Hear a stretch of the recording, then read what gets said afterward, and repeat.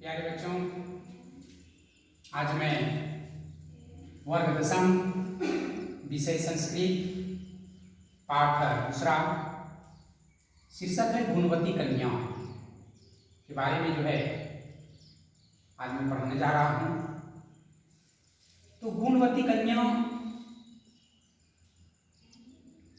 की रचित दंडी जो ये दशकुमार चरित नामक महाकाव्य से इसको लिया गया है। इसमें दंडी जी ने दर्शाने का प्रयास किया है कि कन्या को गुणवती होनी चाहिए, आगे चल कर के अपने कार्यों में बाधा नहीं उत्पन्न होती है। तो इस कहानी के माध्यम से कवि ने बताने का प्रयास किया है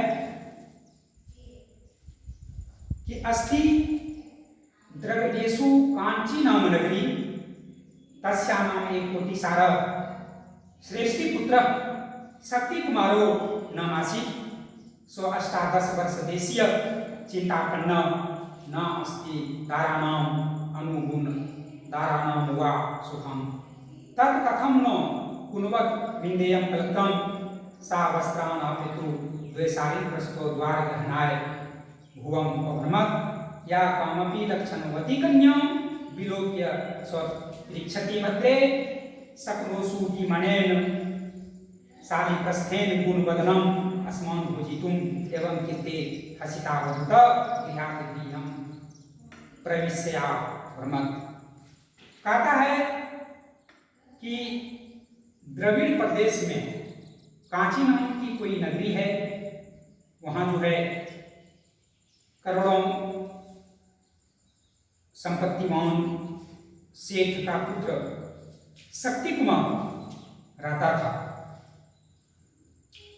उसे हमेशा चिंता सताती रहती थी कि अनुचित गुणों वाली कन्या से सुख की प्राप्ति नहीं हो सकती है। अनुचित गुणों वाली कन्या से सुख की प्राप्ति नहीं हो सकती है, इसलिए गुणकारी कन्या होनी चाहिए। वह उसी खोज की तलाश में हर दरवाजे पर जाकर के वो पूछती है कि गुणवती कन्या। तो वह क्या करता है, जब वो खोजने के लिए जब वहां से प्रस्थान करते हैं, जब वो किसी वधु को देखते हैं तो वधु लज्जा के मारे वो घर घुस जाती है। एक बार कावेरी तीर पत्रे विगलित समृद्धि विरल भूषाणम कुमारी पश्यत, एक बार कावेरी नदी के तीर पर विरल आभूषणों वाली उसने कोई कुमारी को देखा। तस्या अतुलित गुण संपदा अभिभूता शक्ति कुमारो चिंत्यत सेव आकृति में शील विरोधिनी। जब उसके अतुलित गुण संपदा से अभिभूत होकर के शक्ति कुमार ने सोचा यह आकृति यह विरोधिनी नहीं है, ना उसकी आकृति वह विरोधाभास नहीं है। यानी कहने का मतलब उस आकृति आकृति को देख करके ऐसा लगता है कि वो सुशील रहे, और उसकी इच्छा जागृत हो रही थी कि हम इसको स्वीकार कर लेंगे। आप समझती हृदयम अस्याम, मेरा हृदय इसके प्रति आकृष्ट हो रहा है। तदेन परीक्षा योगवहमी, कहता कि फिर भी अच्छी है कि नहीं है, कैसी है, गुणकारी है कि नहीं है, ऐसे तो देखने में सुशील मालूम पड़ता है, लेकिन उसकी परीक्षा लेनी चाहिए। तो ये कह रहा है इसमें कि परीक्षा उद्वहमी, परीक्षा लेनी चाहिए। स्नेहपूर्ण दृष्टि सौ अस्ति कौशलम सारे प्रश्न संपन्नम आहारम अस्मान भोजितुम। कुछ साली का होता है धन, कुछ धन को लेकर के वह हमें उत्तम भोजन करा सकती है, स तस्या वृद्धदासी, वह वृद्धदासी के द्वारा वह देखी गई और अपने हाथ से जो है कुछ धन को अपने घर के चतवारे में जो है प्रक्षालित उपाविशत उसको जो है पसार दिया। तस्मात् सुरभिन शारीरात्मे किंचित विशोच्य मुहुर्मुहु परिवर्त सभायां घूमो, और घटिया और उसको पृथ्वी पर बार बार जो है उल्टा यानी उसको सुखाया और उसको चावल के योग्य बना दिया। इसके बाद भूषण आर्थ समंतुषण स्वर्ण कार्य देही, और उससे जो भूषा निकला उसको जो है कोई स्वर्णकार के यहाँ दे दिया।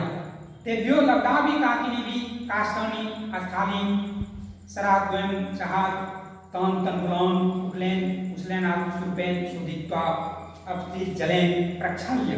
तब उस चावल को जो है क्या करता है, सूप से फटक करके जो है वह उसको शुद्ध करता है और उस चावल को योग्य बना देता है। इसके बाद उस चावल को पानी में साफ करता है, साफ करके फिर जो है उसको आग पर चढ़ाता है और स्थूली अधोमुखी कृतवती, और मान को पसारने के लिए जो है वह मुंह को जो है टेढ़ा कर देता है। इसके बाद जले हुए राख को जो है वह पुनः जो है बेच डालता है और उससे वह क्या खरीदता है, साकम घृतम दधि तेलम चिंचाफलम, साग घी दही तेल और इमली खरीदता है। क्योंकि किसी कि अगर यहाँ कोई आ जाते हैं मेहमान लोग तो उसको जो है सही ढंग से खिलाना चाहिए। तो साकम साग देता है, घी दही तेल इत्यादि की वो व्यवस्था कर लेती है। अतः सा कन्या, इसके बाद उसके यहाँ जो मेहमान आते हैं उसको जो स्नान करने के लिए वो प्रेरित करती है कि आप जाइए स्नान करके आइए, भोजन जो है तैयार हो जाता है। तो कैसा भोजन तैयार होता है, स्वादिष्ट भोजन, सुपाच्य भोजन। उस मेहमान को स्नान करने के लिए जो है आंवला का तेल देता है। किसी के यहाँ कोई अगर मेहमान आ जाते हैं तो हम लोगों को जो है कैसा तेल देना चाहिए। इससे ये शिक्षा लेने की वाली बात है कि मेहमान को जो है आदर सत्कार करना जो है हम मानवों का जो है एक बहुत बड़ा लक्षण है। इसके बाद स्नान करने के बाद उसको भोजन करवाने के लिए जो है एक आधार उसको दिया बैठने के लिए। यानी हम लोग जो है किसी के अगर कोई मेहमान आ जाते हैं तो हम लोग जमीन को क्या करते हैं, पोत देते हैं, यानी उसको जो है गोबर से जो है स्थान को यानी कहने का मतलब पवित्र कर देते हैं। और स्थान पवित्र हो जाने पर उसे जो है मेहमान को जो है बैठाया जाता है। ये हम लोगों के यहाँ ऐसा प्रावधान है, लेकिन आजकल के दौर में जो है लोग उतना जो है नहीं करते हैं, करना चाहिए। इसे शालीनता का परिचय होता है और उसके जो है करैक्टर का पता चलता है, उसमें कितनी शुद्धता है।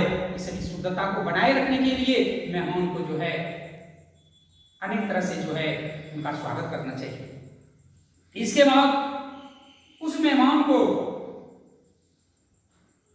आहार भोजनम घृत सहित ओदनम वेदनम च तस्मै दत्वती, और उसको जाकर के आसन दिया खाने के लिए, बिछाया उसको आसन। इसके बाद जो है घृत सहित ओदनम, घी से सना हुआ व्यंजन जो है उसको प्रदान किया।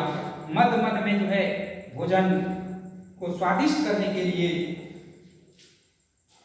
उसकी रुचि को बढ़ाती थी। अंततः शिशिरवारिना पेयमाचमन प्रदत्वते, और अंत में जो है मीठा पानी उसको उपयोग में लाने के लिए दिया। इसके बाद शयनावस्थां कृता, और उस मेहमान के लिए अंत में जो है सोने की व्यवस्था कर दिया।